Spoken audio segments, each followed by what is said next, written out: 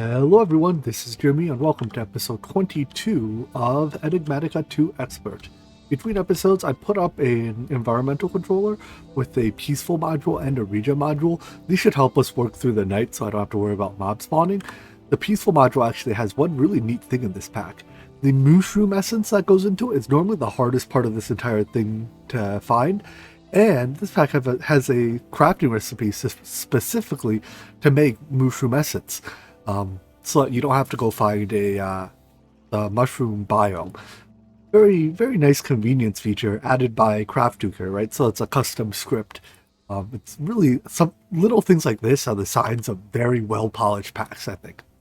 They take the very small and really valueless nuisances and rip them out for you.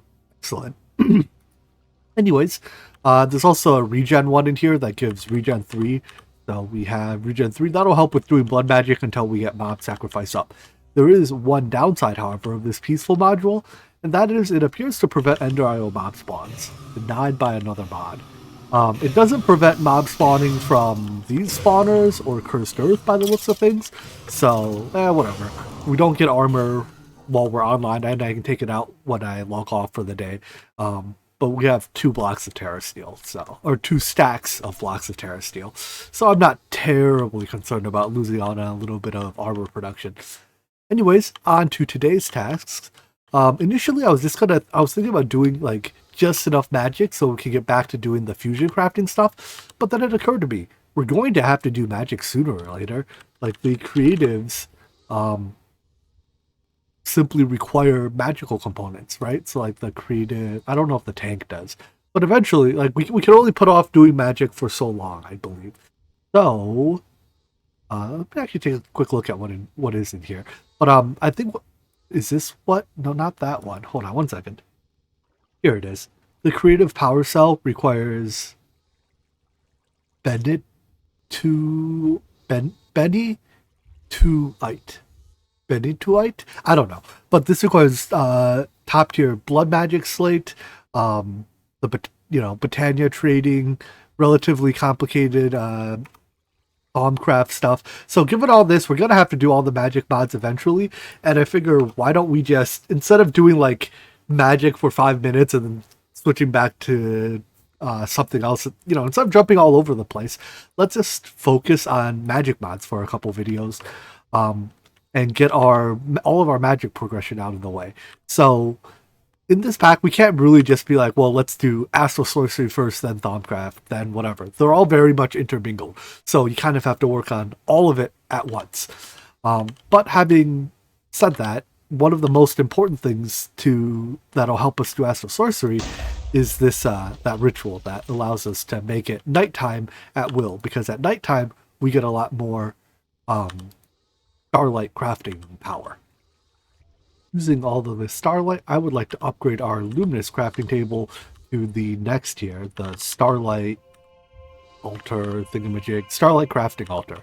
So doing this will upgrade this block specifically into the next tier altar that I was expecting to complete a quest, but apparently not. Where are my quests for Astral Sorcery? I never accepted the initial quest. The Starlight Crafting Altar benefits quite strongly from being placed in a star field. So I believe there's a star field right here, right? And it also benefits from being at a high Y level. Later we can move it if we want to, but for now I'm going to build a little platform up here. Am I in wireless range now? And then I'm just going to run a wire out to here, I think. It's like 200 blocks away. So it's like it's close enough that we can run a wire and we don't have to run a what is it? Why am I trying to go with this? We don't have to use like the wireless thing because that's a bit of a hassle to set up. What better way to flaunt material wealth than to build the entire platform out of diamond blocks? So there's like 1,000 diamond blocks up here. No big deal, for someone like me. Anyways, this waypoint is just about the center of the Starfield. So if we build the multi-block around the Starlight Crafting Altar here, we should be able to have reasonably high access to Starlight even during the day, but especially at night, we should be maxed out. Here it is, the assembled Starlight crafting altar, and even during the day, we should have pretty high Starlight. Well, it has some, because we are in the Starfield, but it does shine at night. Anyways, I'm going to move our ritual, probably just make another ritual up here, so that we can easily swap between, make it nighttime when needed. Also put a bed up there to sleep. Next thing I want to do is begin a process that will take some time to finish, and that is the growing of celestial crystals. So throw a rock crystal and a piece of stardust into a puddle of liquid starlight. I have this set up to automatically replace the liquid starlight after it gets absorbed, but that's more for something in the future when we start growing the crystals. For now, in fact, we can just wait for these two to finish, but the two items should become like a little crystal that grows, and over the course of a couple of hours, maybe not, yeah, so here's one of these celestial crystal clusters. Over the course of about 30 minutes to a couple of hours, this will grow into like a larger crystal, at which point we can harvest it for a better crystal. So these rock crystals are like beginner crystals, and celestial crystals are just better ones. So I'm gonna fill these up. I have 20 slots, and we're going to grow 20 crystals for now. I'm sure we'll need more later, but this is a good starting point. While these crystals grow, let's take a break from Acyl Sorcery and try to set up something pretty important in Thaumcraft. I want to make the Thaumcraft crafting altar thingy, the automated crafting table. So right now we're using this crafting table to do all of our Thaumcraft crafting, and it's really annoying because I can't, it doesn't link to the ME system. I need to pull items I need to pull items manually. There is a modular machine that can take over its job, and that is the not that one. Arcane crafting engine, this one. So the Arcane crafting engine, this one, yeah. It can do all the Thaumcraft-based crafting, but we have to do some Thaumcraft progression to make it. We have to make all of those components, and then we have to set up this thing. It has a couple other advantages. It doesn't drain this from the chunk, so you can just keep using it indefinitely. And of course, we can hook it up to the ME system and have the ME system craft for us, which is a pretty huge boon. Thaumium is one of the basic ingredients in Thaumcraft, and it's made by throwing iron ingots into a crucible of 5 Precantatio, 5 Terra.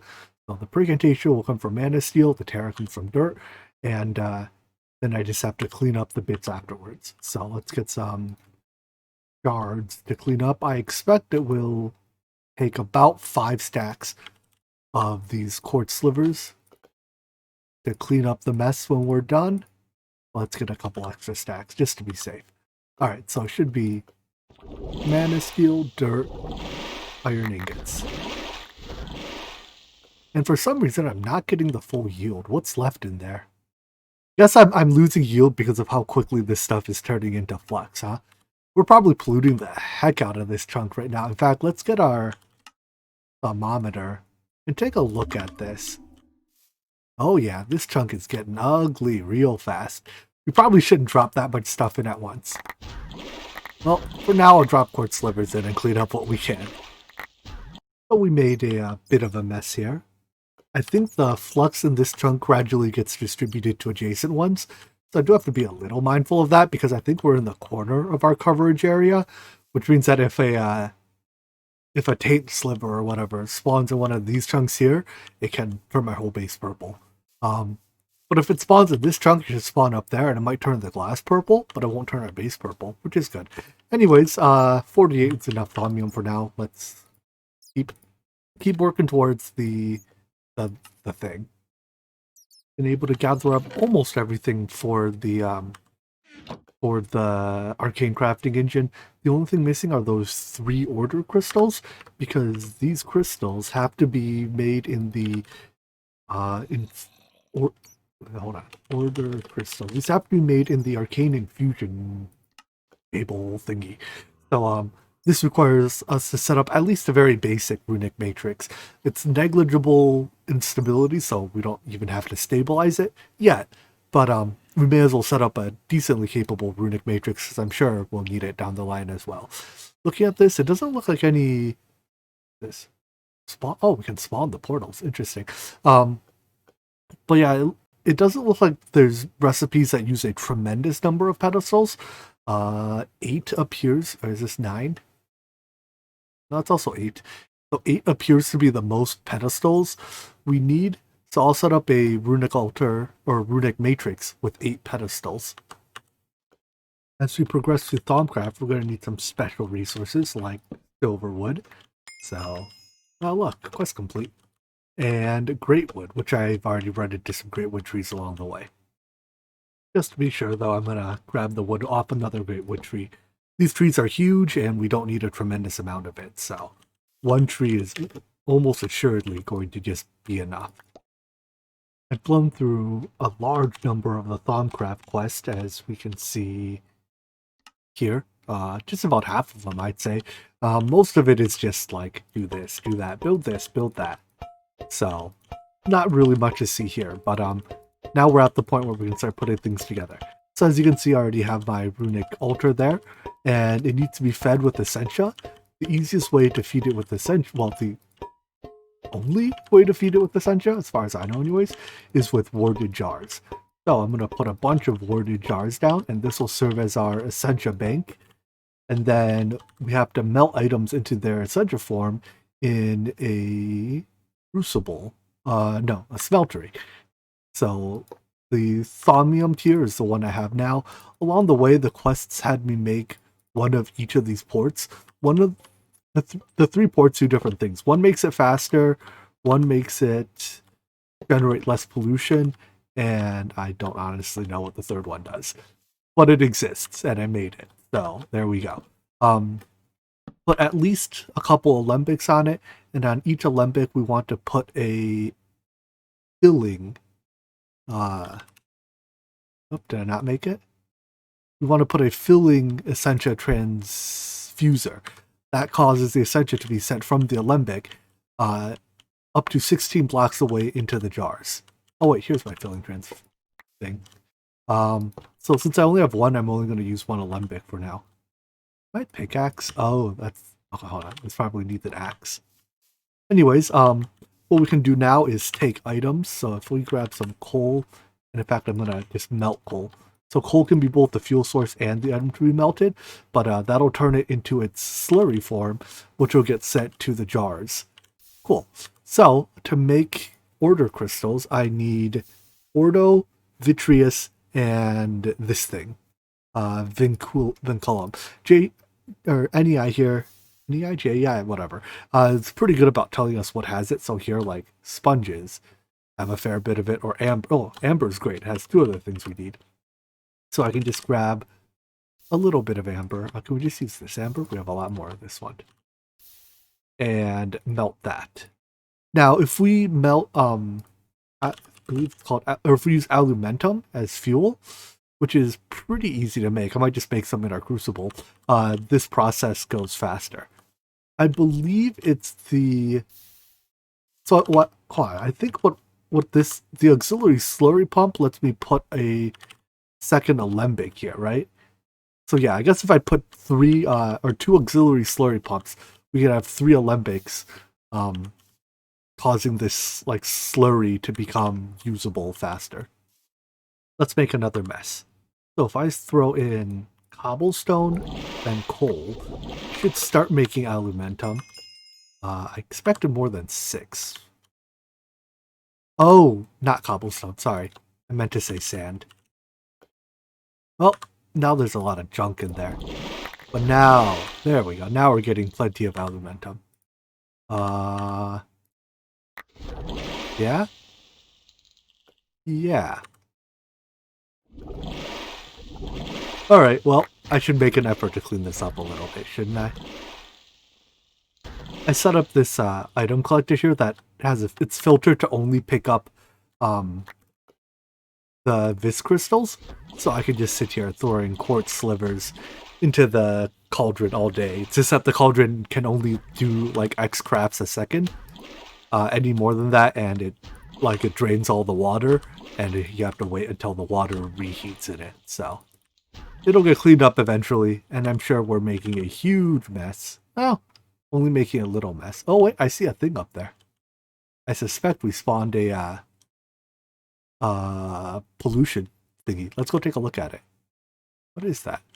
That has to be it, right? Ah, yes, here we go. So yeah, we spawned one of these like rifts. The rift here will gradually drain the flux away, and then when after it drains the flux away and like it starts shrinking, then it'll spawn one of the taint crystals. Ooh, it's growing. And if we let the taint crystal do its thing, it'll either turn the base purple, it'll turn every block it's connected to into a purple taint. So because it's up here, it should be more or less harmless, I think. Using aluminium as our heat source, we can basically melt items we can turn items into slurry as fast as we can melt them.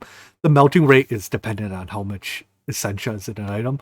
Like silicon here only has 3, so it melts quickly, but items that have more melt slower. So yeah, eventually this buffer fills up and it stops melting.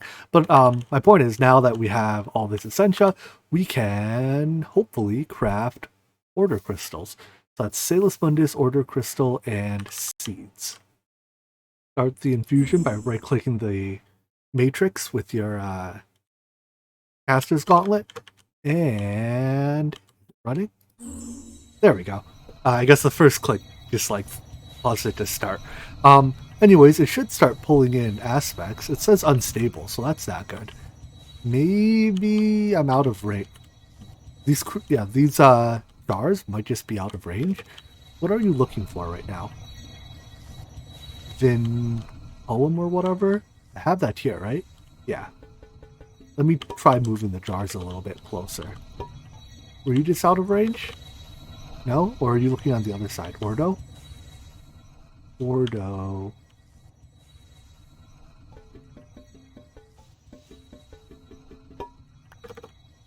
Do the thing.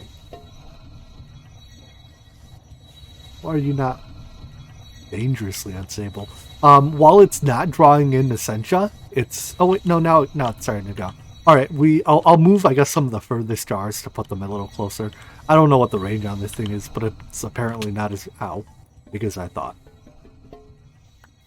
Don't zap me. That's very rude of you. But if it is drawing in Essentia, the stability won't get worse. At least any more so than the base amount of the recipe. But because this is a stable recipe, I don't have to worry about it. There we go. So, make the other few. Both the runic matrix and these things, the filling Essentia transducers, have a 12 block range. So these things should all be in range now. But now that we have all the order crystals, I think we can make our crafter thingy. The advanced crafting engine. I guess we just put it here, right? It's by the magic stuff. That is sensible enough. This thing can do most of the crafting recipes that the Arcane workbench can, though not quite all of them. There's what, 8 times 4 minus 2, so there's 30 recipes that this thing can do, whereas the Arcane workbench can do 96. So I guess it's not even... It can do most of the stuff that you would need to bother automating. And like, it probably can't craft a flux condenser, but how many flux condensers do you ever have to craft? It can automate the components that go into it, though. Anyways, as needed, I'll add recipes to it. We can easily put 2 interfaces on the input. Any more than that, we have to start doing weird stuff with phantom faces. Because of potentially overlapping recipes, I think we do want our interfaces on blocking mode. Like, what happens if we're trying to craft, well, it's tough to find overlap, I'm sure, but just looking at like the way these items are, I'm almost 100% sure you can create an overlap of some sort where the thing has to guess as to what you're trying to craft. So to avoid that, I'm just going to use blocking mode on the craft.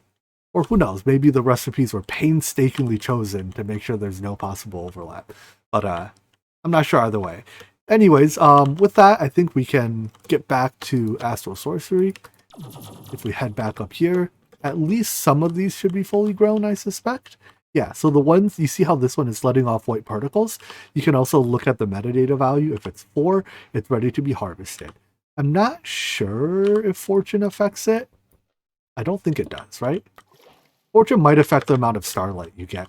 One thing that does affect it, though, is if you actually grew it on star metal ore, but I didn't, so...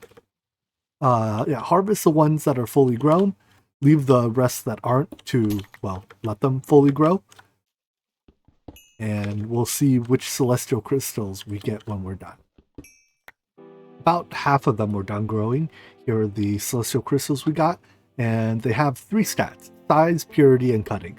For now, we don't care at all about the size or cutting stat. We're looking for, ooh, there's a good one, the crystal with a very high purity stat. In fact, any crystals with above about 90% is a good starting point.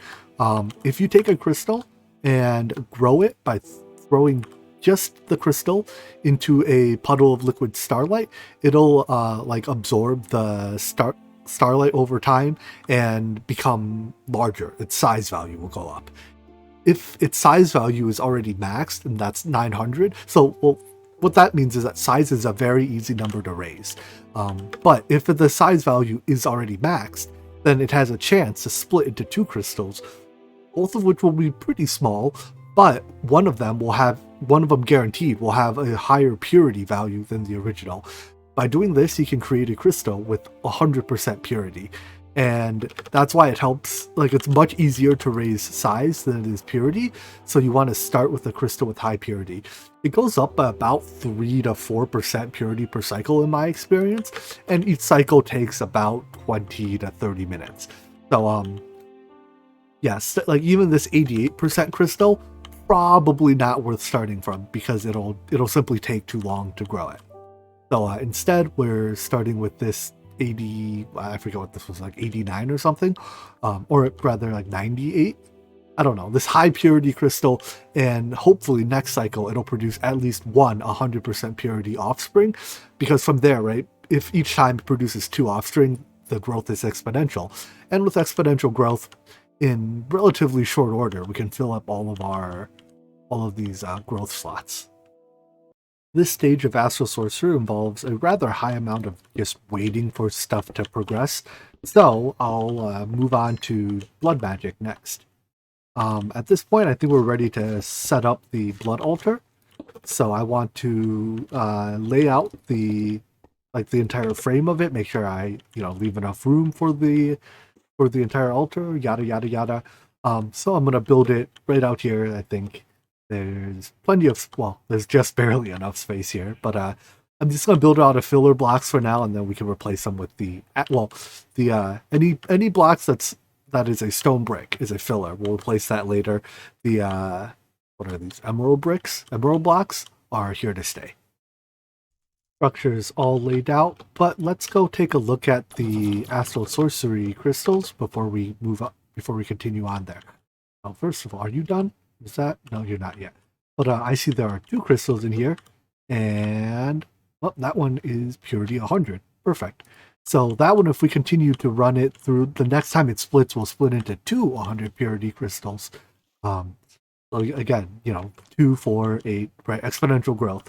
With that, I don't really care about the stats of the rest of these anymore. I just need them to finish growing to free up the slot that they're in. I mean, unless they happen to be like near 100%, which didn't happen. All right, so back to the Blood Altar. One of the tools that'll help us identify what tier our Blood Altar is at and see additional information about the crafting is the Divination Sigil. So this is made with the Arcane Ashes, and then I think you click Redstone, then a slate onto it. It does a spinny thing, and then you get your Divination Sigil. So, can we time to bottle this? I've never timed a bottle the Alchemy Array before, I think. It can also tell you the amount of LP in your life essence network. I think it costs about 100 to do the Make It Nighttime ritual. So anyways, when we hold the Divination Sigil, we see additional information about the Blood Altar.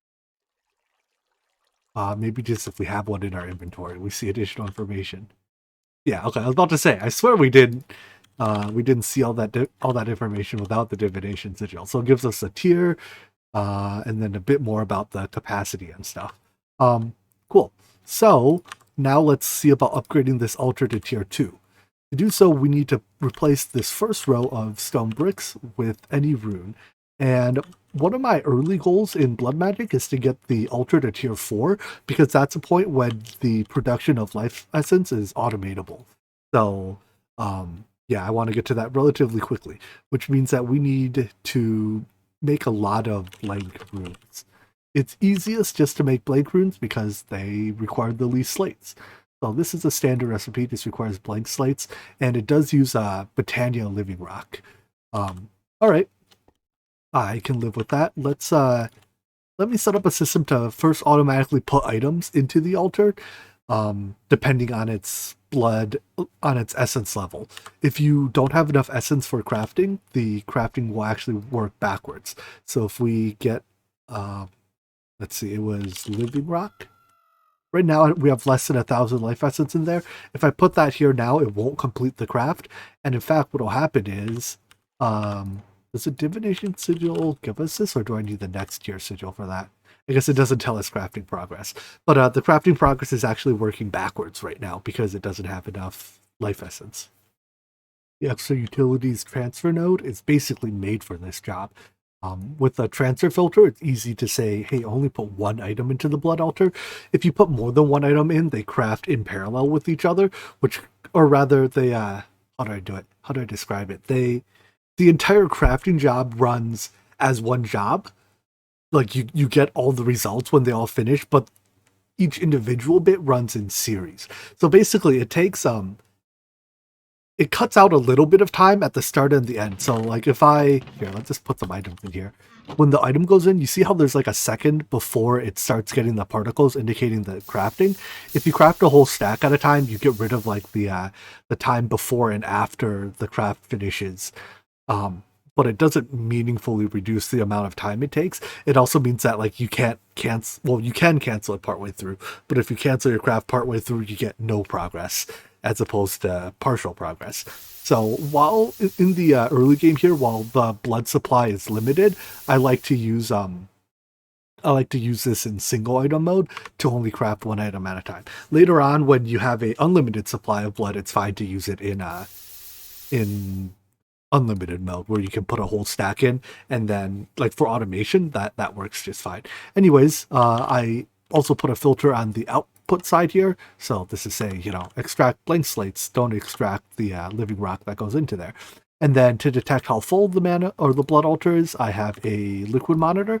It's set to alarm. If less than 20%, that just emits the redstone signal. And conveniently, the transfer system here is redstone sensitive. So give it a redstone signal, it turns off. Perfect. With this, now we are crafting. And we have some blank slates. So it takes, I think it's 2 times 8, right? Yeah, 2 times 8. So 16 blank slates to make the tier 2 altar. So we should have that in just a second. Swap out the stone bricks here for blank runes, blood runes, blank runes. And we have a tier 2 altar. There we go. It says tier 2 in that like third, fourth line in the tooltip there. Cool. So keep doing the same thing. There are now 20 rune slots to go up to tier 3. And for tier 3, your altar needs to be capped with glowstone bricks or just glowstone blocks. But we've got plenty of those. So my regen is pretty darn good just with regen buff. But if I keep my meat feeder filled up as well, I get both, the regen, whatever level, regen 2, as well as the full food or full saturation regen, which is actually quite good for self-sacrifice. Like, just look at the rate my hearts go back up. 20 more blank runes, so let's upgrade all of these. The exchanging gadget or other swapping tools are really ideal for this job. Now our altar should say tier 3 as soon as it realizes. Come on, any time now. There we go, tier 3. We haven't actually increased any of its stats. These blank runes don't actually make our altar any better, except for higher tier. So tier 4 now requires 28 blank runes, but there's also a different altar cap that we need. Let's start with the runes.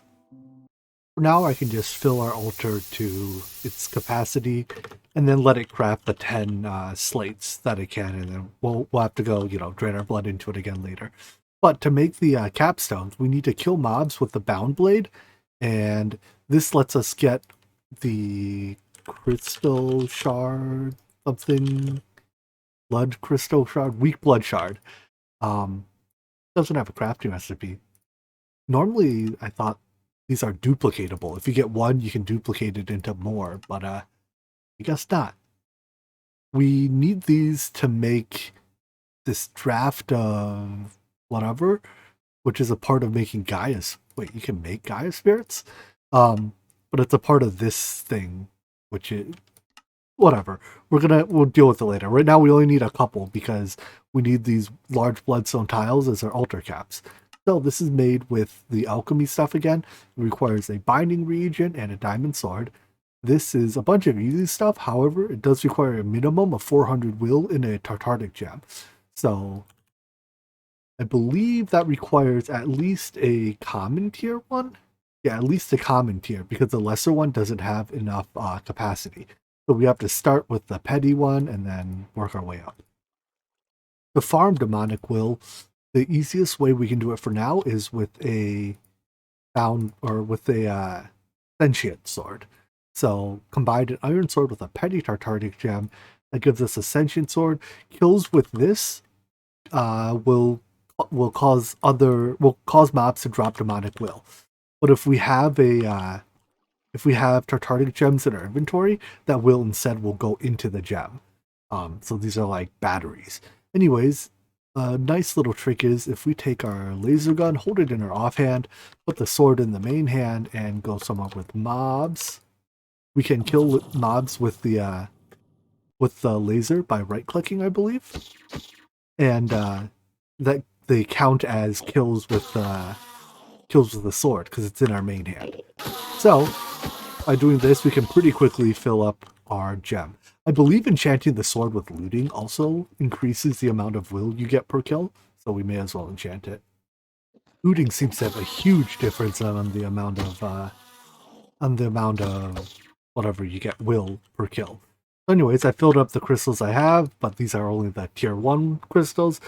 But now we can upgrade them to tier 2 and then tier 3 and yada yada yada.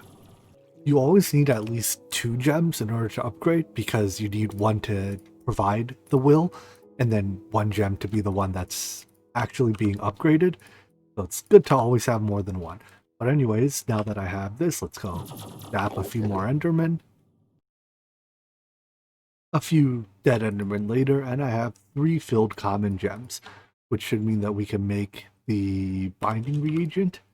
And then we just need a diamond sword, which can easily be crafted, as well as those arcane ashes again.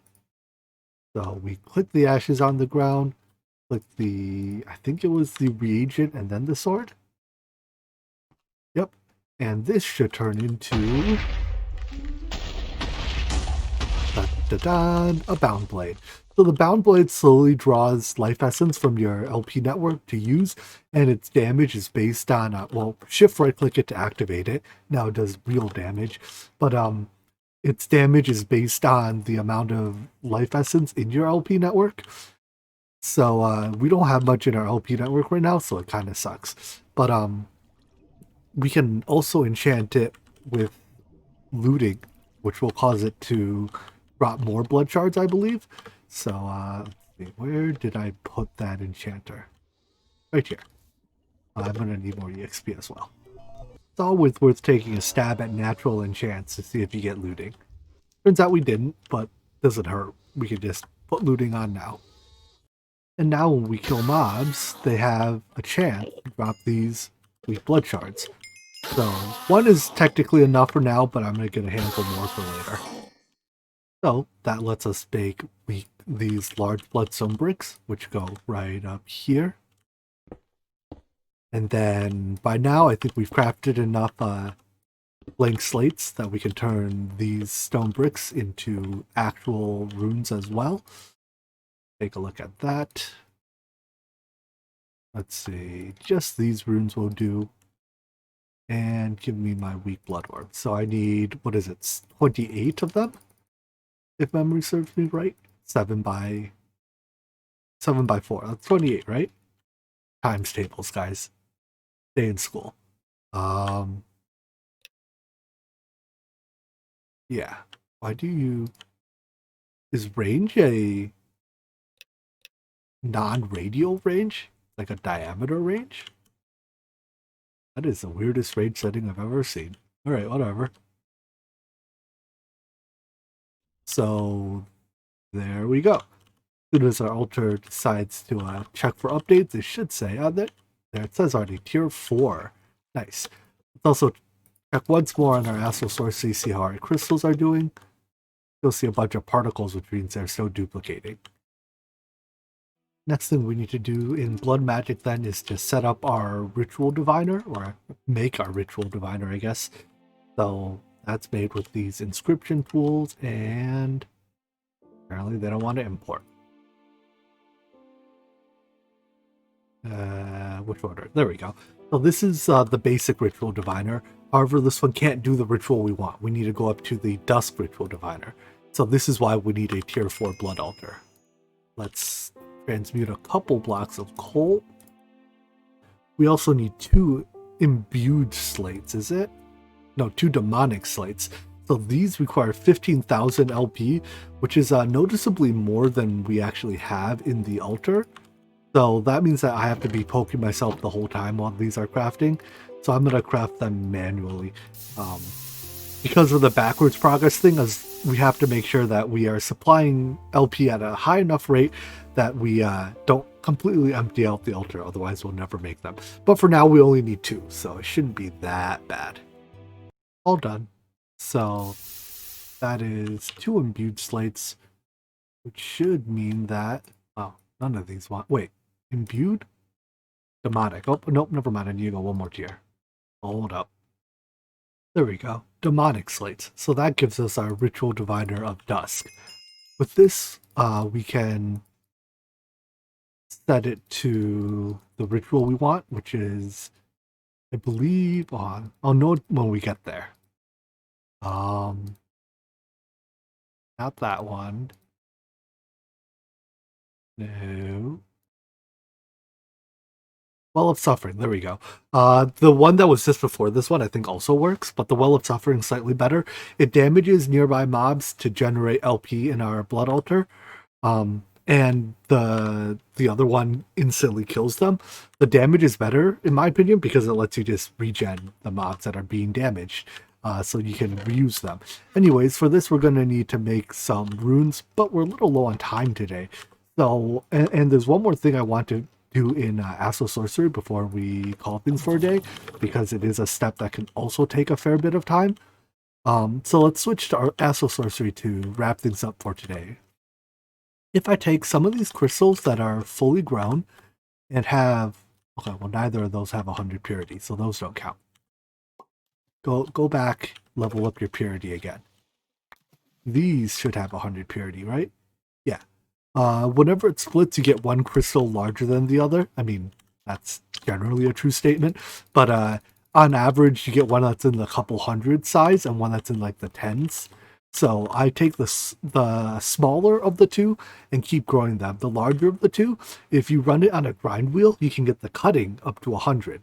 That's what you want, because now if we level size up to 100, we have a perfect celestial crystal. So now if I throw this crystal in here, or I mean, we can throw it in anywhere, but let it keep growing, we'll eventually have a 900 size celestial crystal with perfect on the other 2 stats.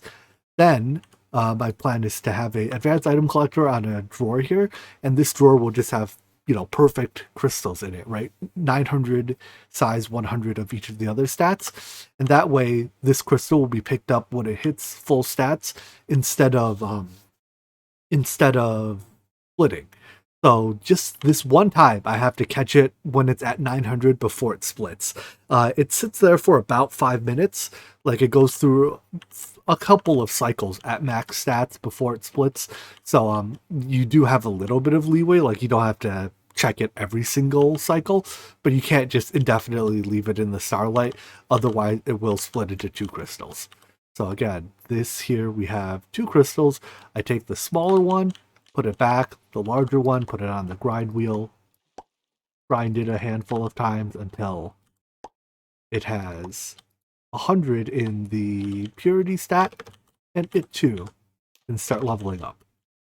Cool. So I'm gonna run this a little bit between episodes, get the drawer set up and start making perfect statted crystals.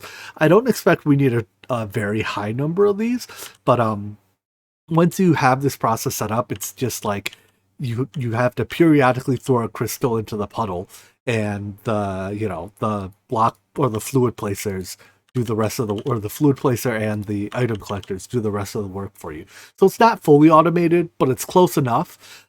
There are solutions that can fully automate this. You put like 30 times the upfront effort into making the automation, and then you use it for like 10 crystals, and then you never touch it again. In my opinion, not worth it unless you need like hundreds and hundreds of perfect crystals. So anyways, yeah, that's it for today. I hope you guys enjoyed this video. We got through a lot of surface area of magic mods. Progressing through mods gets really easy once you have like all of your technology and your like the backbone of your base and all that set up, which is the point we're at now. So we get to blitz through progression. Anyways, I hope you guys enjoyed this video, and I hope to see you in the next one. Take care. Bye-bye.